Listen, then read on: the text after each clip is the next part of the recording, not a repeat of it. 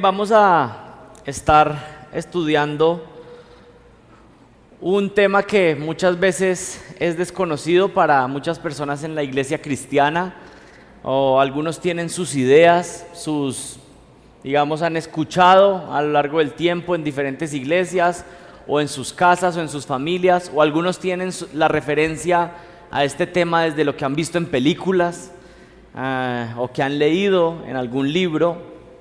Pero realmente lo que importa es qué dice la palabra de Dios acerca de todos los temas. Y el día de hoy quiero contestar una pregunta, y es: ¿existen los demonios? ¿Existen los demonios? Y este tema está categorizado debajo de la teología sistemática como la demoniología, y es conocer qué dice la Biblia acerca de los demonios. Y yo creo que una buena pregunta para contestar es: ¿existen? Y si existen, ¿cuál es la realidad acerca de los demonios? Y miren, se han escrito muchos libros relacionados a algo que en el mundo cristiano se le ha llamado la guerra espiritual. Tal vez ustedes han escuchado acerca de esto, de guerra espiritual, y hay múltiples libros escritos acerca de guerra espiritual, donde algunas personas se ponen y dan cátedra y dan clase acerca de cómo combatir con demonios, cómo luchar con demonios. Algunos hasta le ponen nombre a los demonios y se inventan técnicas. Pero miren, mucho de la literatura que hay en librerías cristianas acerca de la guerra espiritual, y bueno, hagamos un paréntesis, no solo de la guerra espiritual. Uno de los lugares más peligrosos hoy en día para la edificación de una persona es ir a una librería cristiana, porque la mayoría de libros realmente no tienen nada que ver con la Biblia, sino que son inventos de hombres. Pero particularmente en este tema, acerca de la guerra espiritual, hay muchos inventos. Personas que hablan sobre cómo batallar con Satanás, cómo pelear con los demonios.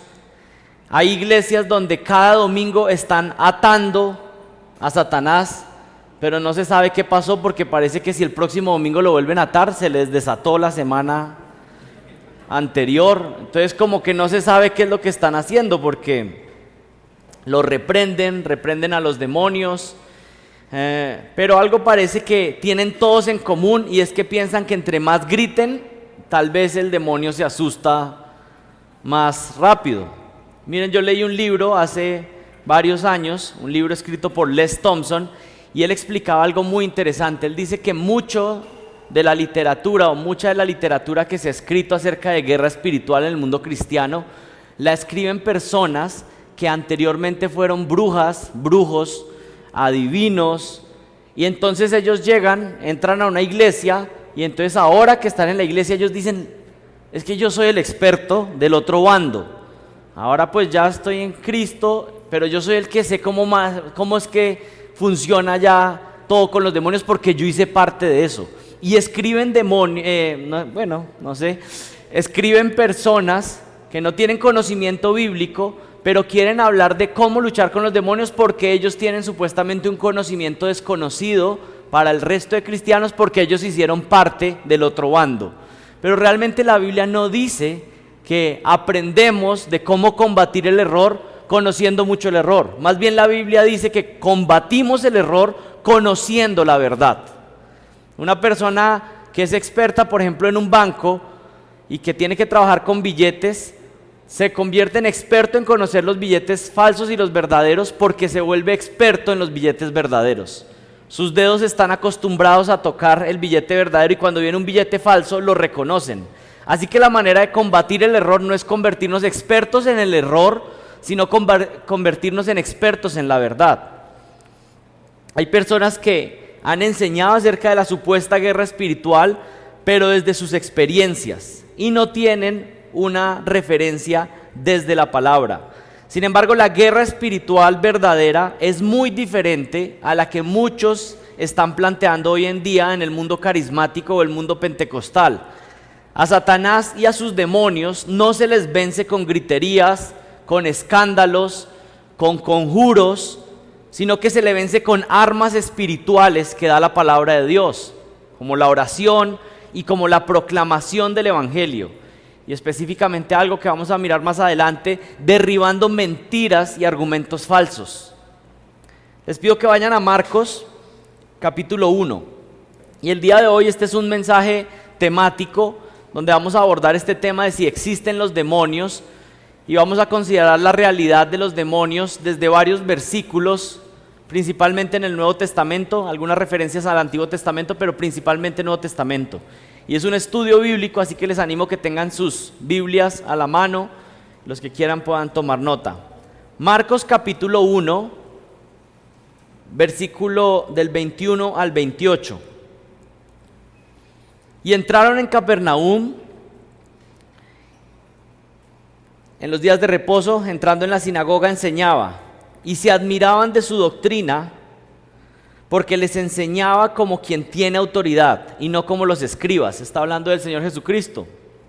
Pero había en la sinagoga de ellos un hombre con un espíritu inmundo, que dio voces, diciendo: ¿qué tienes con nosotros, Jesús Nazareno? ¿Has venido para destruirnos? Sé que eres el Santo de Dios. Pero Jesús le reprendió diciendo: cállate y sal de él. Y el espíritu inmundo, sacudiéndole con violencia y clamando a gran voz, salió de él. Y todos se asombraron de tal manera que discutían entre sí diciendo: ¿qué es esto? ¿Qué nueva doctrina es esta, que con autoridad manda aún a los espíritus inmundos y le obedecen? Y muy pronto se difundió su fama por toda la provincia alrededor de Galilea. Así que aquí tenemos una referencia de muchas de las interacciones que el Señor Jesucristo tuvo con demonios. Y cómo los demonios, para contestar la primera pregunta, si los demonios existen, la respuesta es sí. La Biblia afirma que los demonios existen, que son entidades reales. Pero queremos entonces estudiar qué dice la Biblia acerca de los demonios. Y miren, antes de comenzar a fondo, decir algo, y es que la Biblia no habla muchísimo de los demonios por una razón principal, porque no son el punto principal de la Biblia, ni de la vida cristiana. Hay algunas referencias, y es lo que vamos a estudiar el día de hoy, pero no habla mucho de los demonios porque el centro de las Escrituras es Dios, no los demonios. Hay algunos grupos que se dedican y hablan tanto de esto que pareciera que el centro no es Dios, sino que más bien son los demonios. Pero vamos entonces a ver algunos principios o algunas verdades bíblicas acerca de los demonios. Comencemos con la primera. Número 1, la Biblia afirma la existencia de los demonios. La Biblia afirma la existencia de los demonios. Miren, hay múltiples versículos en el Nuevo Testamento que afirman la existencia de los demonios. Y esto es importante porque hay personas que simplemente dicen: no existen. No es algo que sea real, aún dentro del pueblo de Dios. Y necesitamos reconocer la realidad de que sí existen. Ya encontramos ahí ese encuentro entre Jesucristo y un espíritu inmundo, que es una forma de referirse a los demonios.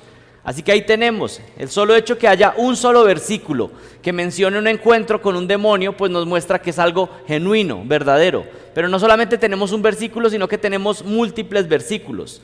Ustedes vieron ahí Marcos capítulo 1, del 21 en adelante, pero también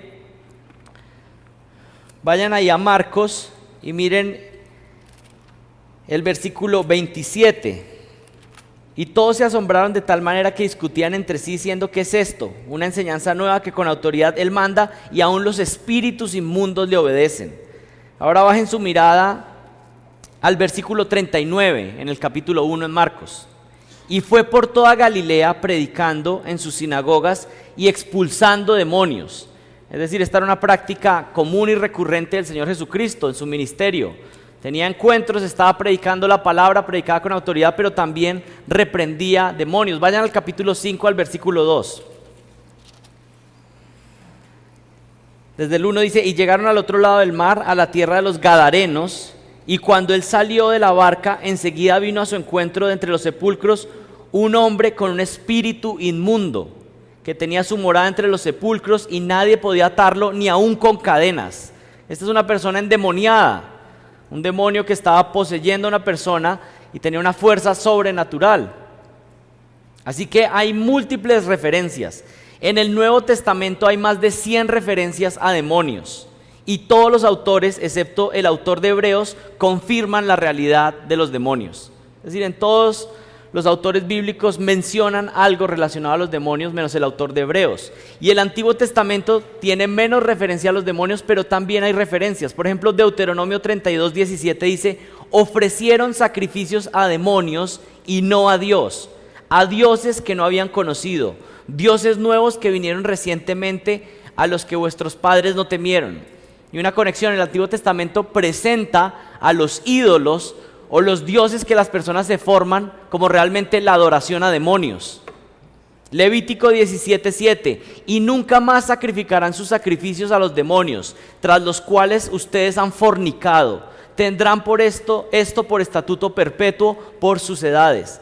Así que la Biblia presenta a estos seres demoníacos con varios nombres. Ya vimos el primer nombre: espíritu inmundo.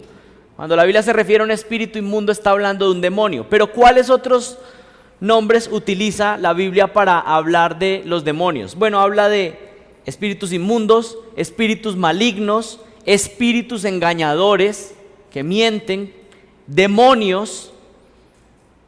Esas son algunas referencias para hablar de estas entidades espirituales. Algunas ideas erróneas de la procedencia de los demonios. Algunas personas tienen ideas equivocadas de dónde vienen los demonios. ¿Cuáles son las ideas erróneas? Número 1, pues algunos simplemente niegan la realidad de los demonios. Dicen: los demonios no existen, son parte de nuestra imaginación. O las otras personas dicen: los demonios son los espíritus de las malas personas. Cuando se mueren se convierten en demonios. Y algunos pues hacen lo contrario también. Dicen: bueno, mi abuelita, que era muy buena, se murió y se convirtió en mi ángel. Eso tampoco es verdad. Otras personas hablan de los demonios como la maldad interna. No sé si esa expresión cada vez se está convirtiendo en más común.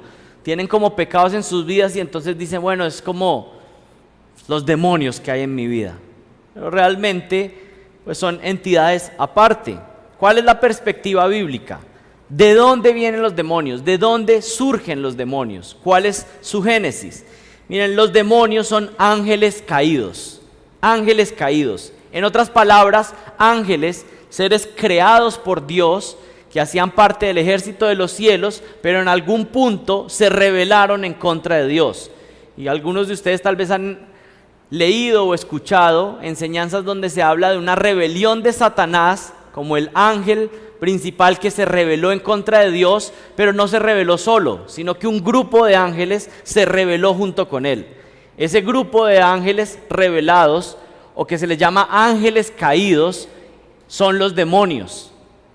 Ángeles creados inicialmente por Dios, que luego se rebelaron en contra de Dios. Y miren, cuando uno estudia acerca de Satanás y estudia acerca de los demonios, hay algo que es muy edificante realmente, y es ver que casi siempre que uno lee acerca de Satanás, ve que lo que pasó es que el Señor lo creó con tantas cualidades, con tanta belleza, con tantos dones, que se empezó a mirar demasiado a sí mismo.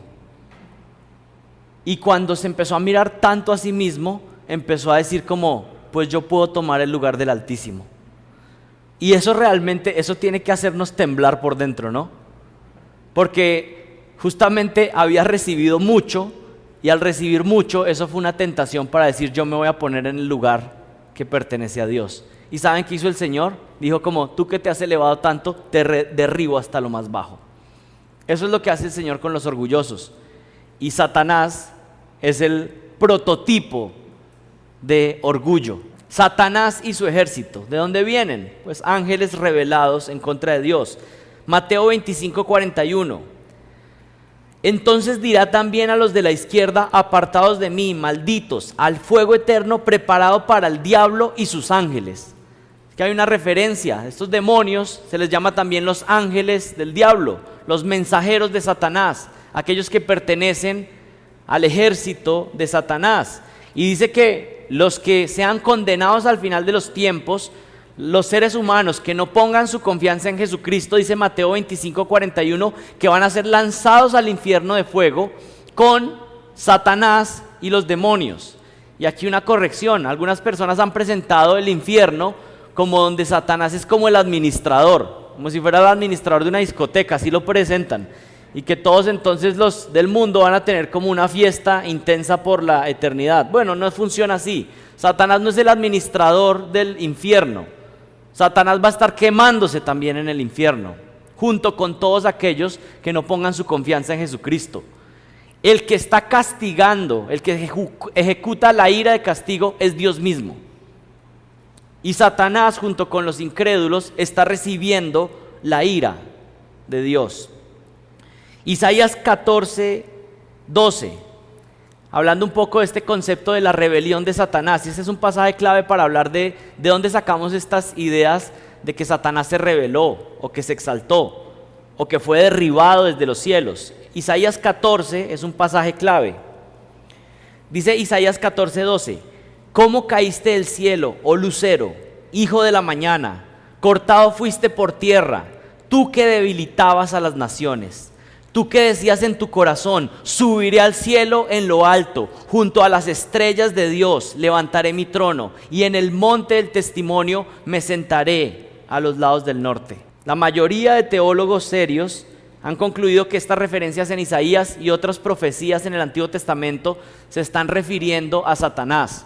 Y por supuesto hay conexiones con reyes que estaban viviendo en ese momento, pero a veces parece que está hablando de un rey en el momento que describe la maldad, pero de un momento a otro empieza a hablar de alguien que no es el rey en ese momento. Porque por ejemplo a veces hay conexiones donde dice cuando estabas en el jardín del Edén. Y entonces alguien dice, bueno, este rey, el cual está describiendo en la profecía, pues no estaba en el jardín del Edén, haciendo una conexión con Satanás. Jesucristo fue testigo de la expulsión de Satanás de los cielos. Lucas 10, 18. El Señor Jesucristo dice, y les dijo: yo veía a Satanás caer del cielo como un rayo. Lucas 10, 18. Una referencia a la caída o expulsión de Satanás. Y otro elemento interesante del origen de los demonios es que la Biblia habla de que de todos los ángeles creados, una tercera parte se rebeló en contra de Dios. Satanás junto con una tercera parte de los demonios. Pues algunas personas cuando escuchan eso dicen, uy, pues son una cantidad. Pero también podemos verlo de otra manera. Por cada demonio hay 2 ángeles del Señor. O sea que siempre en superioridad. Aunque el Señor solo pues ya podría como hacer así y acabarlos como lo hará. Apocalipsis 12. Apocalipsis 12 del 3 al 4. Entonces apareció otra señal en el cielo. He aquí un gran dragón rojo que tenía 7 cabezas y 10 cuernos, y sobre sus cabezas había 7 diademas. Y el versículo 4 es clave porque creemos que es una referencia a la caída de Satanás. Su cola arrastró la tercera parte de las estrellas del cielo y las arrojó sobre la tierra. Ese pasaje en Apocalipsis, cuando lo estudiemos Apocalipsis, pues podremos entrar en detalle, pero creemos que es una referencia a la caída de la tercera parte de los ángeles convirtiéndose en demonios. Así que, ¿quiénes son los demonios? ¿Cuál es su origen? Son ángeles, seres creados que se rebelaron con Satanás en contra de Dios y ahora pertenecen al ejército enemigo de Dios. Esa es una, digamos, manera de resumirlo. Pero un énfasis importante: seres creados. ¿Seres creados por quién? Por Dios. Y eso tiene que ser algo importante tener en nuestras mentes, y es que Satanás y Dios no es como que están en una batalla al mismo nivel luchando a ver quién gana. Dios es el creador y Satanás es una criatura infinitamente inferior a Dios. Y eso tiene que darnos confianza. Si usted está con Dios, pues no tiene que tener ningún temor. Número 2, los demonios tienen personalidad. Los demonios tienen personalidad. Con esto estamos afirmando que no son simplemente fuerzas o energías, sino que son seres que actúan con intelecto, con emociones y con voluntad. Marcos 1:24. Marcos 1:24. Ya lo leímos, pero podemos verlo de nuevo. Marcos 1:24 dice, diciendo, ¿qué tenemos que ver contigo? Es un demonio hablando. ¿Qué tenemos que ver contigo, Jesús de Nazaret? ¿Has venido a destruirnos? Yo sé quién eres, el Santo de Dios.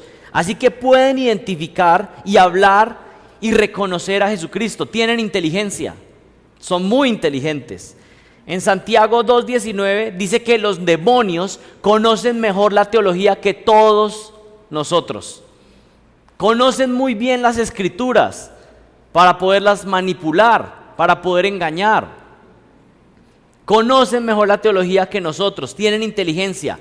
Pero ¿saben también qué pasa con los demonios? Tiemblan, lo cual quiere decir que tienen emociones, tiemblan, tienen temor del Señor Jesucristo, tiemblan ante Él.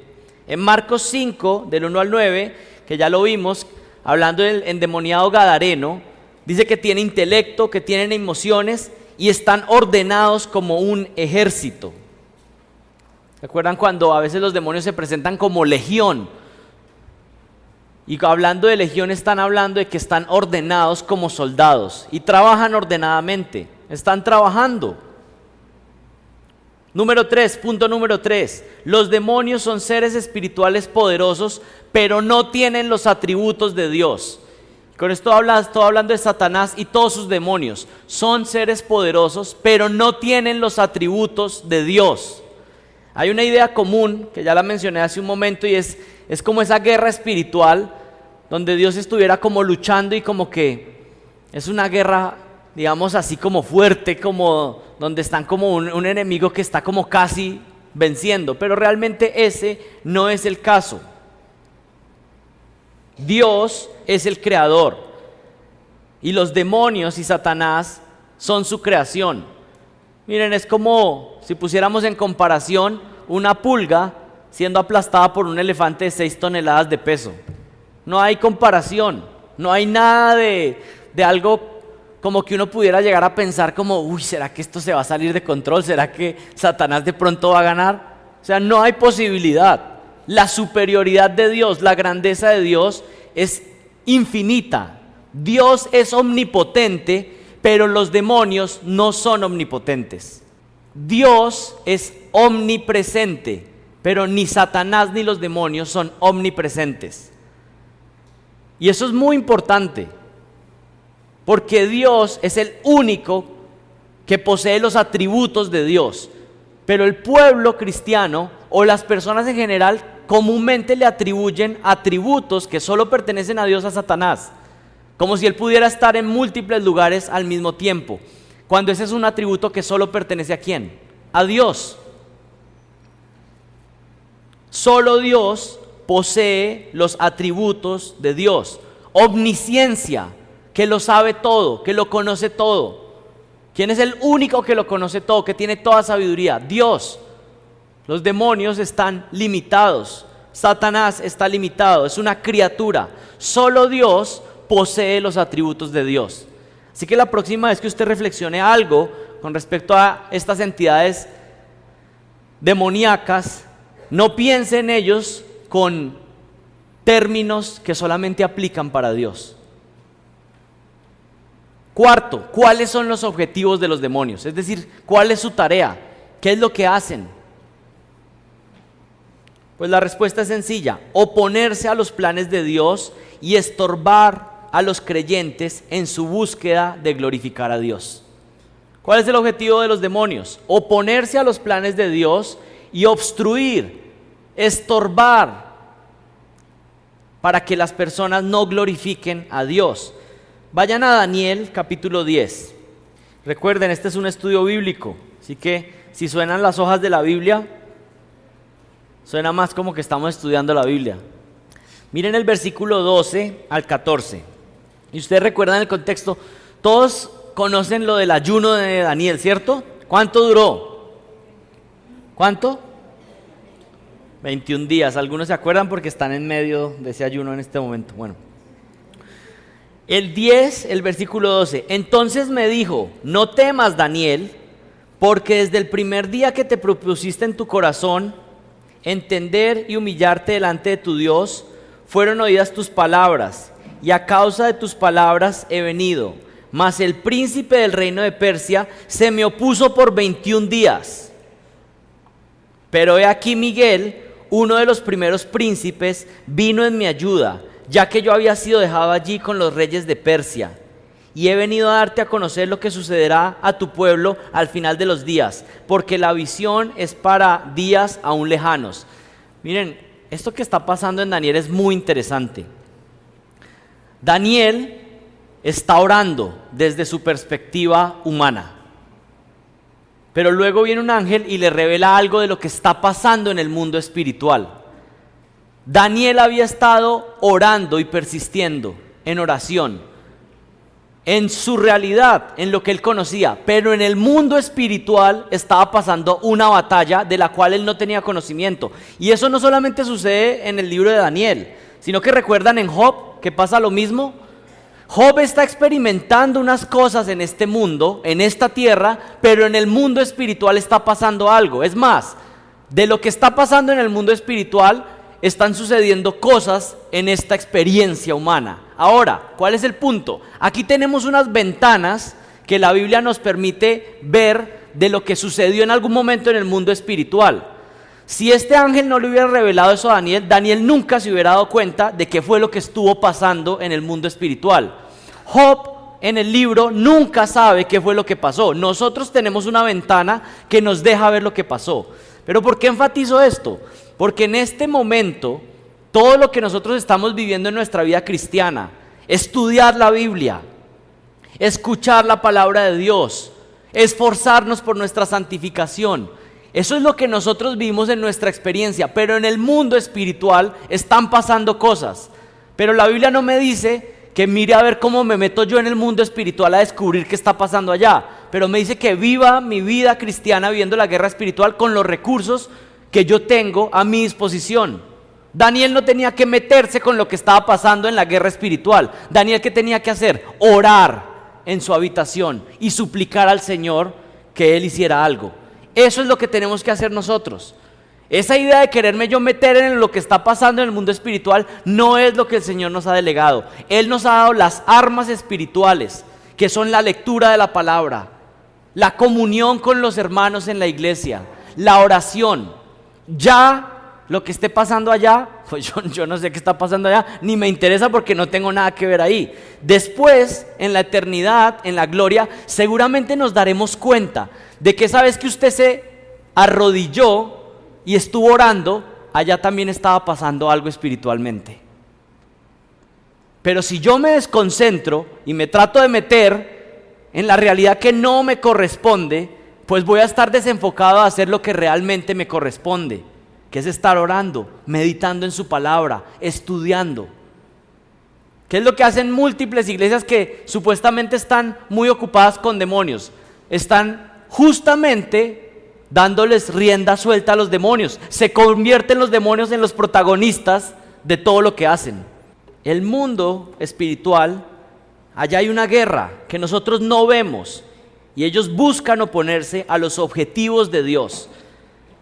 Aunque no estamos llamados a intentar meternos a hablar con demonios y luchar con demonios, sí es importante que usted sepa que el mundo espiritual, que Satanás está como un león rugiente buscando cómo devorarlo, buscando ver cómo usted cae, buscando ver cómo usted adultera en contra de su esposa, buscando a ver usted cómo es tentado a caer en la pornografía, buscando a ver usted cómo es una esposa que cada vez se convierte más rebelde y en hostil hacia su esposo.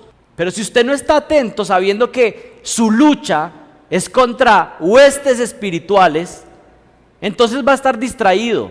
El cristiano que empieza a olvidar que está en una guerra, es el que está más próximo a caer. Estamos en guerra. Pero la manera de pelear la guerra no es como nos han dicho estos libros falsos, sino que es con las herramientas que Dios nos ha dado, con la armadura de Dios que está en Efesios, que la vamos a ver en unos minutos.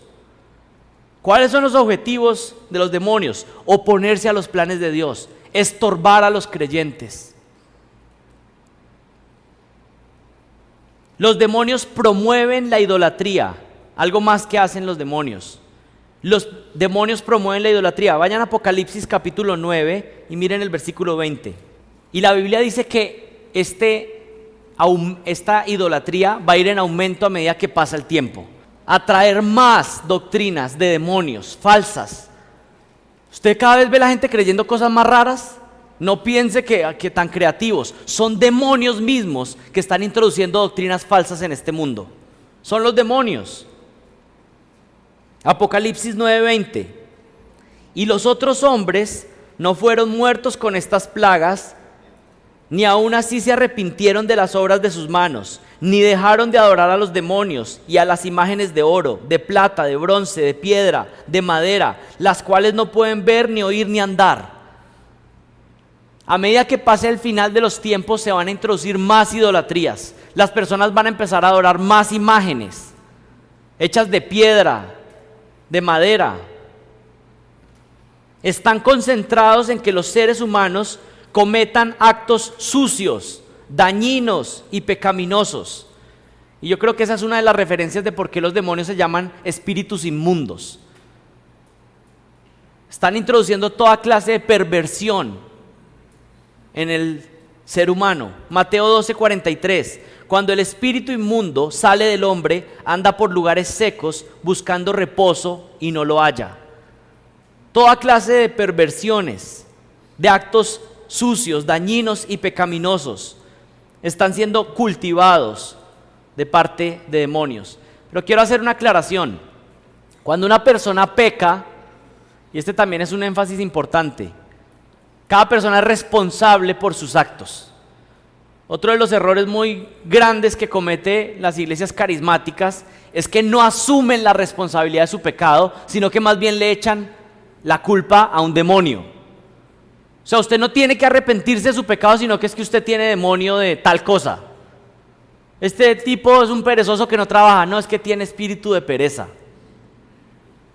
Yo recuerdo una vez, esta es una anécdota. Me invitaron a predicar ahí a un grupo de jóvenes hace años y yo no era el único predicador, sino que llevaron otro hombre. Y pues no era muy buen predicador y todos los peladitos estaban durmiendo, ¿sí? Todos, en colectivo. Y entonces este hombre dijo, acá hay espíritu de sueño. ¿Y qué espíritu de sueño? Y yo dije, no, pues no es eso realmente. Pero es esa idea que tienen de que cualquier cosa como que no les funciona, usted tiene espíritu de no sé qué, espíritu de no sé qué. ¿Y qué hace eso? La persona entonces no es responsable de sus actos, sino que es un demonio el culpable. La Biblia no enseña eso. Cada persona es responsable de sus actos. Pero por supuesto los demonios están influyendo y trayendo todo tipo de daño, de perversión. Y miren, hay algo que reflexionaba hace un tiempo y es, el Señor aún en su gracia común bendice a los seres humanos. La gracia común es la gracia que se aplica para todos. Y por ejemplo, cuando ustedes ven, aún por ejemplo, personas incrédulas pueden manifestar algo de la gracia común cuando hacen algo lindo. Cuando hacen, por ejemplo, un arquitecto y hace una casa, un edificio lindo. Eso hace parte de la gracia común. La belleza, que es un tema lindo a explorar. C.S. Lewis habla acerca de la belleza y cómo es un reflejo de Dios. Y las cosas bellas tienen algo que mostrarnos, algo de Dios.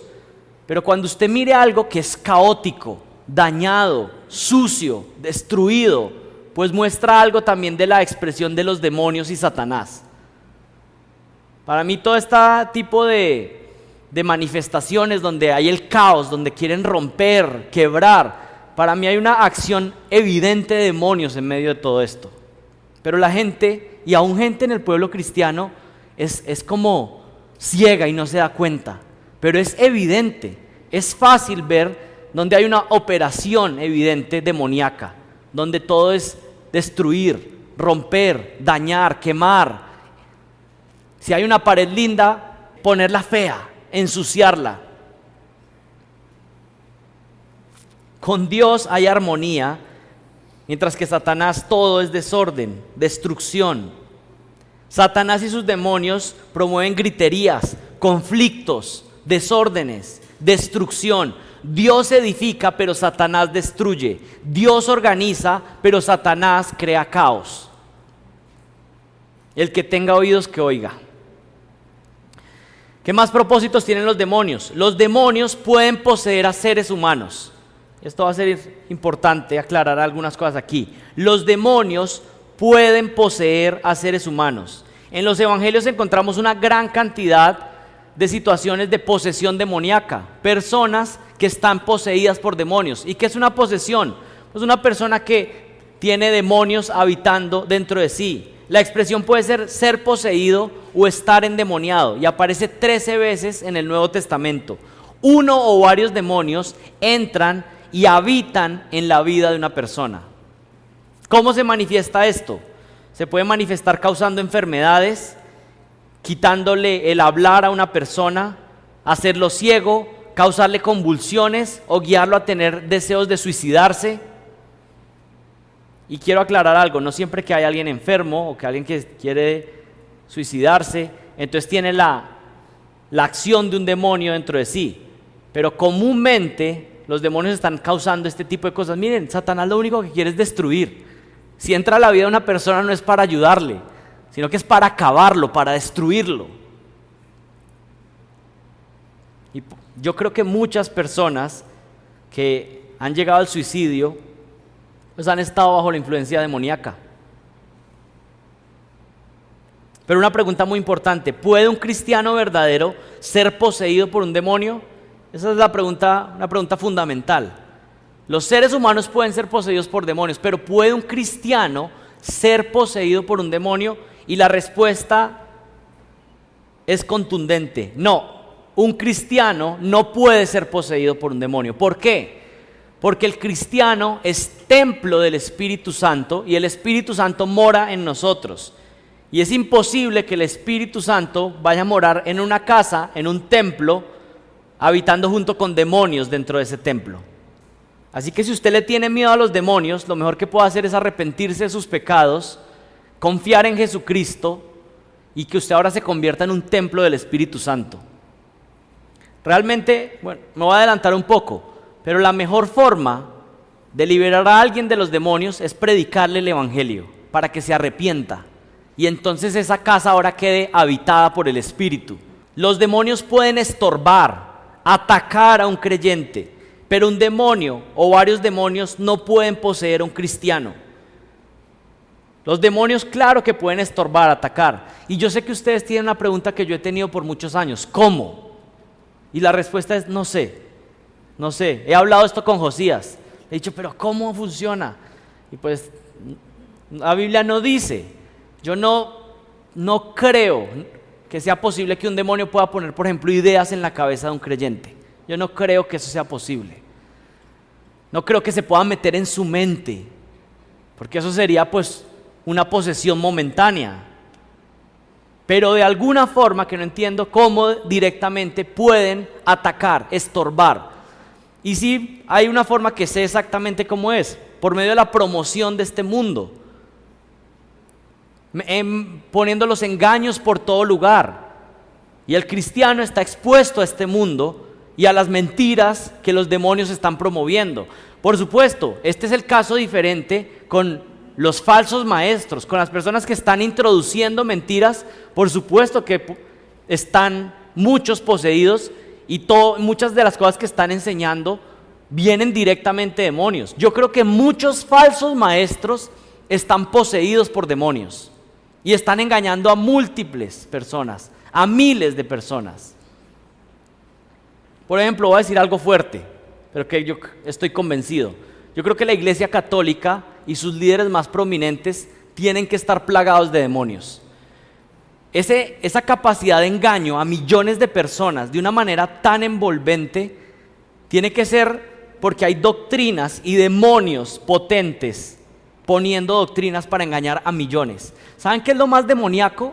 Una iglesia donde hay un falso maestro engañando a personas, haciéndoles pensar que están creyendo en Jesucristo, pero los están llevando al infierno. Eso es lo más demoníaco. ¿Usted pensaba que lo más demoníaco era un hombre pintado de blanco y con una truza negra? Pues ese Ese es como el payaso del equipo. Lo más demoníaco es el que parezca un ángel de luz, pero sea un engañador que lleve a la gente al infierno. Eso es lo más demoníaco. Eso es lo más diabólico. El que está por allá en un concierto y hacen ahí unos cantos, pues sí, también son demoníacos, pero pues más engañador es el que se viste como ángel de luz, pero está llevando a personas al infierno. Eso es demoníaco, eso es diabólico. 1 Corintios 3:16, ¿no sabéis que sois templo de Dios y que el Espíritu de Dios habita en vosotros? Así que el cristiano verdadero no puede ser poseído por un demonio, pero por supuesto que estamos expuestos a ataques de múltiples maneras. Creo que los demonios, por medio de sus ataques, y además que tienen aliados, la carne, el viejo hombre dentro de nosotros no es un aliado de los demonios, desanimando al creyente, haciéndole perder el ánimo, por ejemplo, poniendo dudas en el creyente, de tú sí puedes ser perdonado, tú sí puedes hacer parte del pueblo de Dios cuando has fallado al Señor una y otra vez. Los puritanos hablan mucho de eso, de que estamos siendo atacados constantemente, al desánimo. Ya que no nos pueden quitar nuestra salvación, entonces nos quieren quitar el gozo de nuestra salvación. Otra pregunta, ¿estamos llamados a expulsar demonios? ¿Estamos llamados a expulsar demonios? La respuesta es no. Esta fue una tarea realizada por Jesucristo y encomendada de manera especial a los apóstoles. Y esto es importante porque miren, los apóstoles hicieron muchas cosas que nosotros no estamos llamados a hacer. La Biblia no nos da instrucciones acerca de cómo realizar exorcismos. Es más, Jesucristo enseñó que tratar de sacar un demonio a alguien, si esa persona no reconoce su maldad y confía en Jesucristo, es peor. Usted intentar sacarle un demonio a alguien y que esa persona no confíe en Jesucristo es peor. Miren lo que dice Mateo capítulo 12, del versículo 43 en adelante. Cuando el espíritu inmundo sale del hombre, anda por lugares secos buscando reposo y no lo halla. Aquí está hablando de que se le sacan un demonio a alguien. El espíritu se va por ahí a buscar algo y no encuentra lugar donde acomodarse. Entonces dice el demonio: volveré a mi casa de donde salí, y cuando llega la halla desocupada, barrida y adornada. Entonces va y toma consigo otros 7 espíritus peores que él, y entrados moran allí. Y el postrer estado de aquel hombre viene a ser peor que el primero. Así también acontecerá con esta mala generación. Y lo que está diciendo este pasaje, con muchos que se la pasan tratando de sacar demonios. A esos demonios salen y llegan con otros 7 a esa persona. ¿Por qué? Porque la casa quedó vacía. ¿Qué es lo que necesitamos hacer? Nuestro llamado siempre, constante, es un llamado a predicar el evangelio de Jesucristo. Arrepiéntanse y pongan su fe en Jesucristo. Arrepiéntanse y pongan su fe en Jesucristo. Si usted algún día llegara a tener un encuentro con una persona endemoniada, lo que tiene que hacer es predicarle el evangelio, no al demonio, a la persona. Arrepiéntete de tus pecados, confiesa tus pecados y pon tu confianza en que Jesucristo es el único Salvador. Y si esa persona cree de todo corazón, los demonios van a salir volados, pero no va a quedar vacío, sino que esa casa va a empezar a ser habitada por el Espíritu Santo. ¿Qué debemos hacer entonces? Predicar el evangelio. Lo que necesitamos es proclamar el evangelio una y otra vez. Y por eso este siempre es el punto. Si estamos con una persona católica, si estamos con un testigo de Jehová, no nos vamos a poner a hablar de múltiples cosas. Vamos a hablar de: tú eres un pecador igual que yo y necesitas arrepentirte y poner tu fe en Jesucristo. Eso es lo que necesitan todas las personas.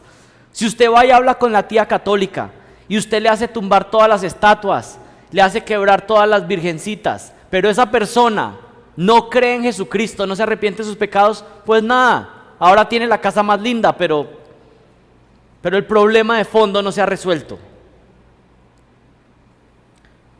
Otra pregunta: ¿por qué hubo tanta actividad demoníaca en tiempos de Jesús? En tiempo de los apóstoles, pero ahí particularmente en tiempos del Señor Jesús, en su ministerio terrenal hubo mucha actividad demoníaca. Vayan a Mateo capítulo 8, versículo 29. Y gritaron diciendo: ¿qué tenemos que ver contigo, Hijo de Dios? ¿Has venido aquí para atormentarnos antes de tiempo?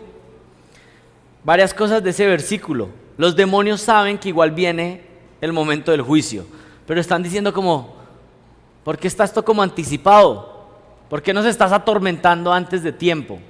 Bueno, miren, porque hubo tanta actividad demoníaca en tiempos de Jesús.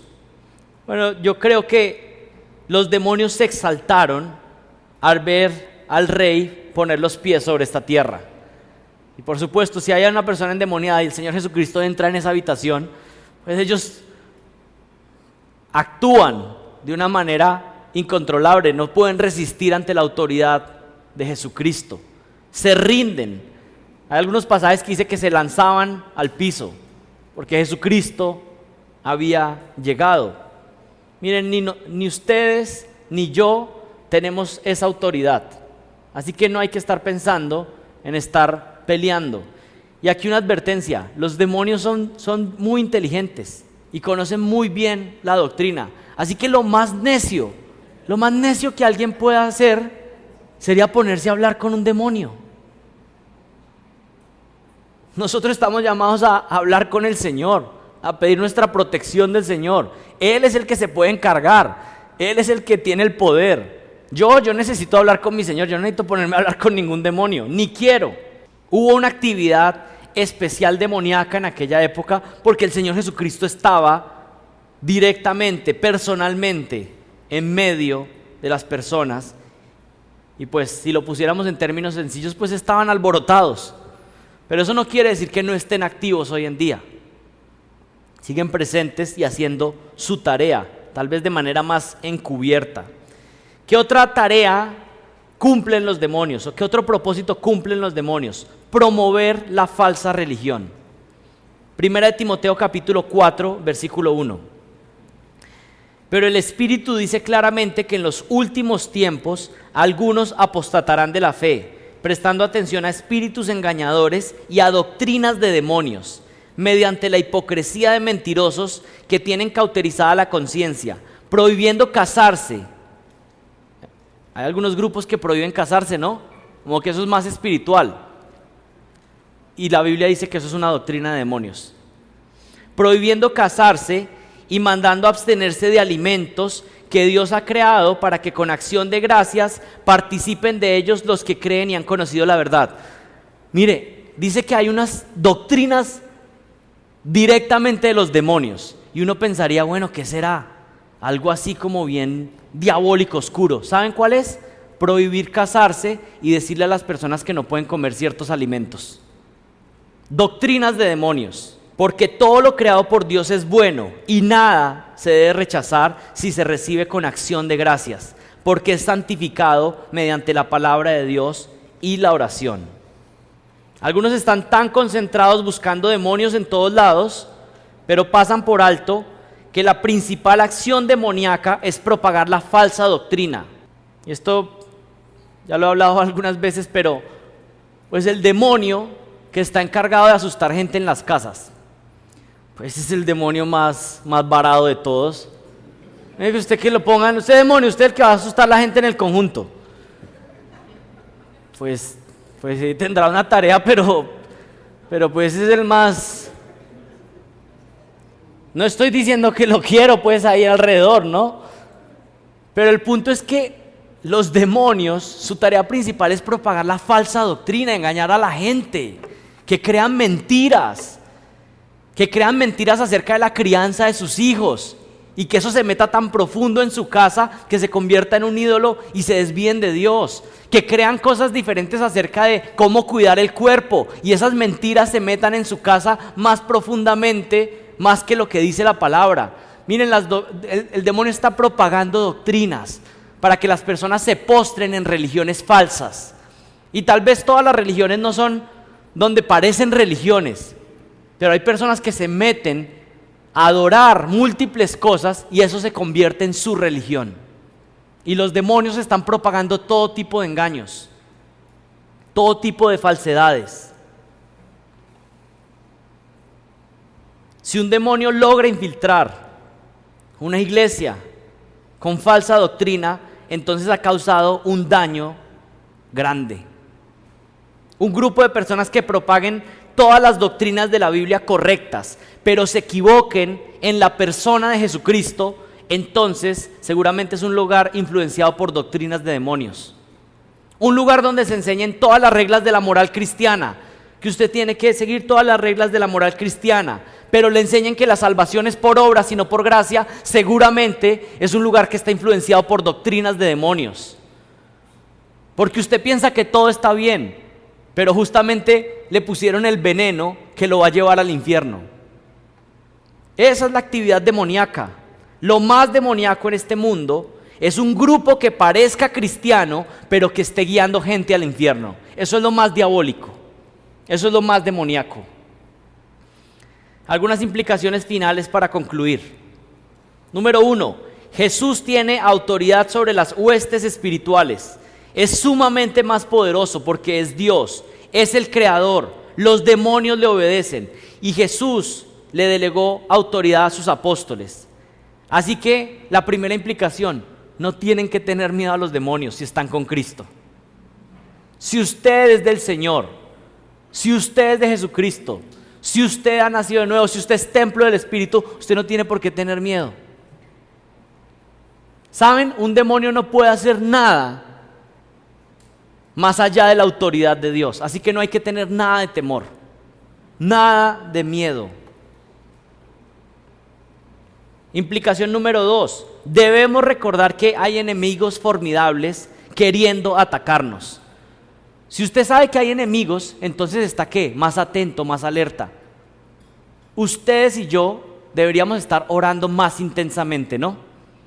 Que el Señor nos guarde, que el Señor nos proteja, orando por nuestros niños que están expuestos a tantas influencias, orando por nuestros hijos, de rodillas suplicando por ellos, para que el Señor los guarde, para que el Señor los proteja, orando por nuestra iglesia,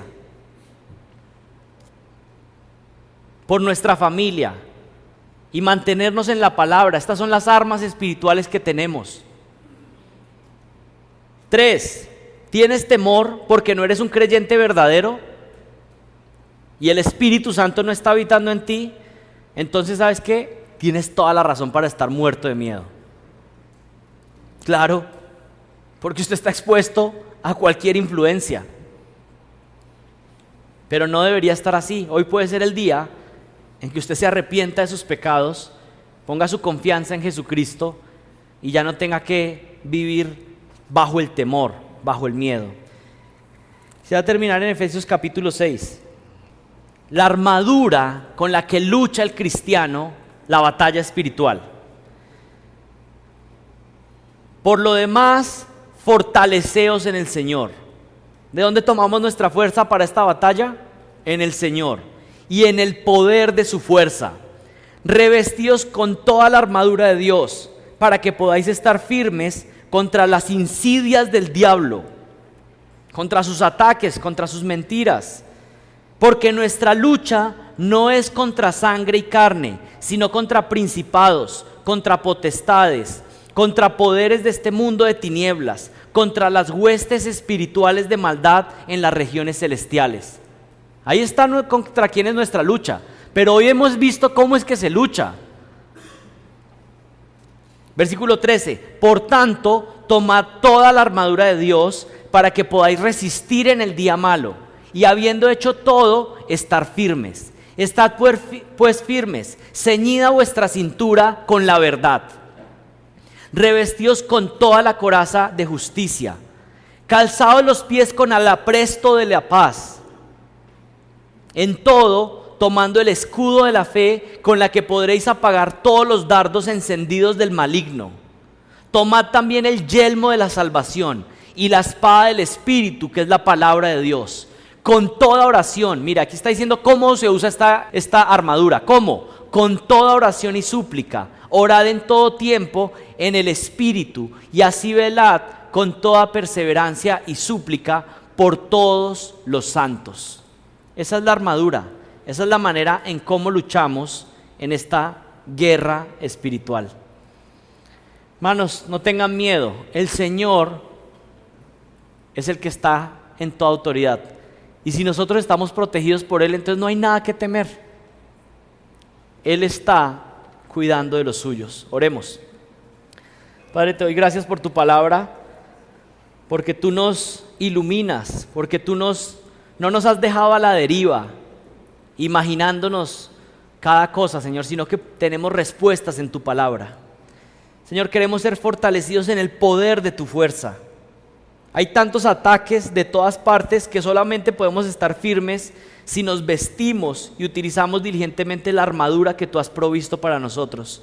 Ayúdanos por la fe a pelear esta batalla con los recursos que tú nos has dado, Señor.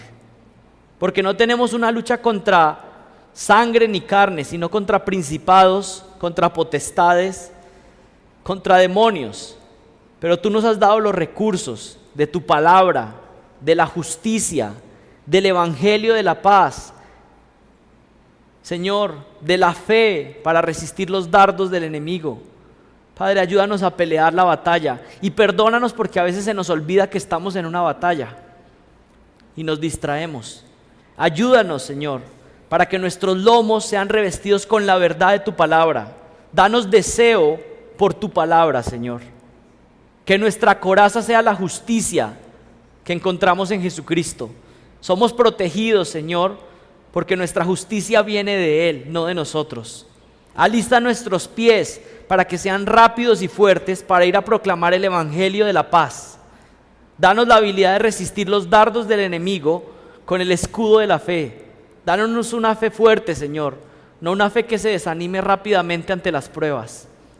Señor, y el yelmo como un casco en nuestras cabezas protegiendo nuestra mente con el yelmo de la salvación. Cuida nuestras mentes para tener una perspectiva correcta de nuestra salvación. Que no pensemos que podemos ganar tu favor por medio de nuestras obras, pero que tampoco pensemos que la gracia es un libertinaje para pecar. Protege nuestras mentes. Señor, mucha de la batalla espiritual sucede en nuestra mente, así que por favor guárdala, límpiala, purifica nuestras mentes, Señor. Habilítanos para usar con diligencia la espada del Espíritu de tu palabra. Y Señor, que al final podamos resistir firmes porque hemos utilizado la armadura que tú has provisto y de esa manera nuevamente tú te lleves toda la gloria. Te pido esto en el nombre de Jesucristo. Amén.